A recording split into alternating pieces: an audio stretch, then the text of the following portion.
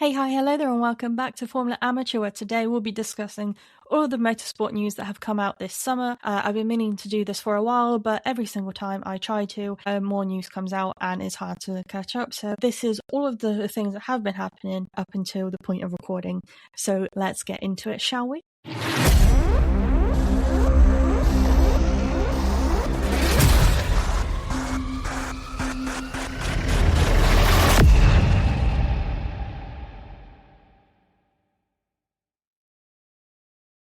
So a lot of things have been happening, specifically to do with Formula One, Formula E, and World Endurance Championship.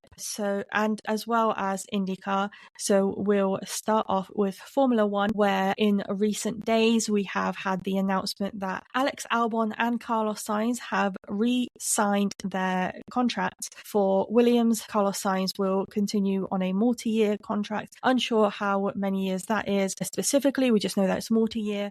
And then Alex Albon, we know that he has signed his contract to extend his stay at Williams, but we're not sure how long for specifically because it wasn't disclosed whether it was multi-year. Another person who has re-signed their contract to extend their stay has been Max Verstappen. He will, if he continues to be at Red Bull for the stay that he has signed himself up for, because originally his contract was until 2028, now will be until 2030. That will make his stay at Red Bull be 15 seasons long, which makes him, as some people have said, the most loyal driver in the history of Formula One. But also, he did say that he made a promise to Dietrich Mateschitz that he will want to finish his career at Red Bull, regardless of how many times that he tries to threaten to leave or even give the idea of leaving by specifically talking to other teams and then just going, actually, no, I'm staying. So that has been the news in terms of re-signing, and as well as this, we're most likely going to hear that the Mercedes drivers George Russell and Kimi Antonelli have extended their stay there. No news specifically as of yet whether that has happened, but I'm sure that will come soon. But to caveat what has been going on with Max Verstappen, there have been rumours that he might go to Mercedes, but that's been going on for over a year, and clearly that is not happening, at least right now. And also McLaren, he has been speaking to McLaren, but that was before the announcement of him extending his time at Red Bull to 2030. The next bit of news from Formula One is that we are getting a new race track, which is not actually new, but we haven't been there since 2017, and that is Sepang, which is in Malaysia. But this one is a bit strange because it's actually being hosted by Bahrain, so it's the Bahrain Grand Prix, which was cancelled earlier this year due to everything that's going on in the world, and so now Bahrain is actually paying the bill for that race. However, they are not holding it in Bahrain. It's being held in Sepang, but still under the Bahraini flag.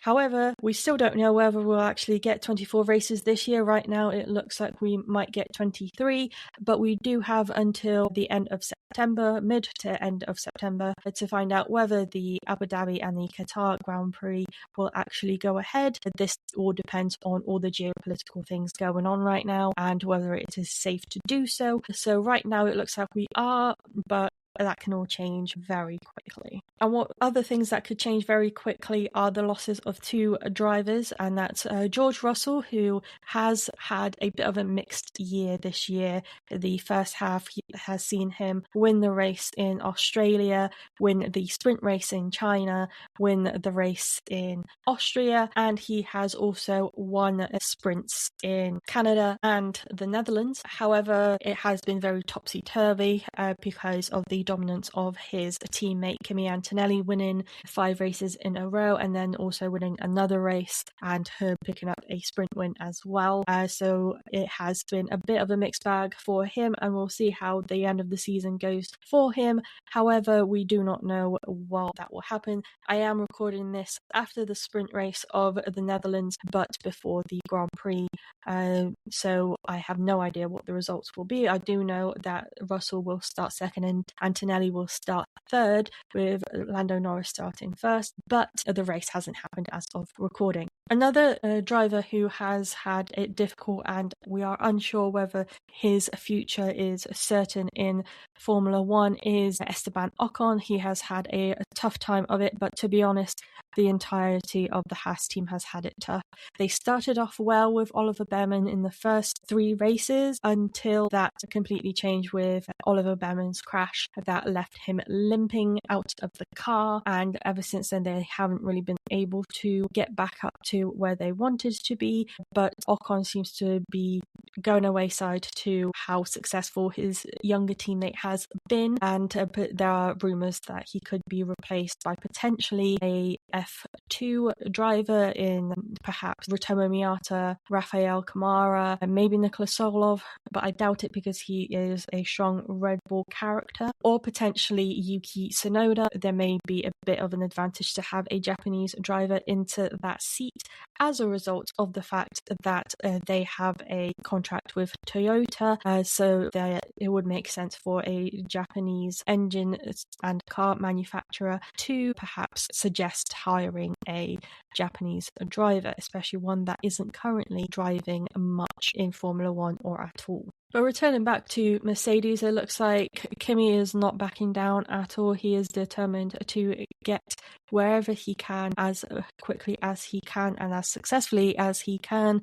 He will not back down. We saw that in Silverstone when he was determined to finish the race even though the team was asking him to retire the car and even getting penalties as a result of not being able to stay on track. Although he did not have the most track limits in the Silverstone Grand Prix, that went to Lance Stroll, who had at least 23 track limits violations, but Kimi did not help himself there, and he did end up getting a penalty and not finishing within the points. Otherwise, he would have gotten at least 1 point, finished in 10th after he has suffered an issue with his car and his end plate bent in such a way that affected his wheel, and then the car just could not recover from there. So it was a whole palaver for him, but it does show that he's a very determined young man. And now on to Formula E, because there has been a lot of moving about, a lot of uncertainty, and that's because of the fact that a lot of Formula E drivers also take part in the WEC, the World Endurance Championship, and they have a decision to make of whether or not they want to stay in Formula E or go to World Endurance due to conflicts in terms of the calendar. As we know for sure, Sebastian Buemi is no longer going to drive in Formula E. He will have a supporting ambassadorial role of some sort for Envision Racing, but it looks like he may have decided that he would rather focus on World Endurance instead. Other drivers that are affected are Evans, Gunter, Nato, Tictum and Ericsson. Some of them do take part in World Endurance, some of them don't, but they are all unsure of at least the public is unsure of what their next step is. Are they staying in Formula E or not?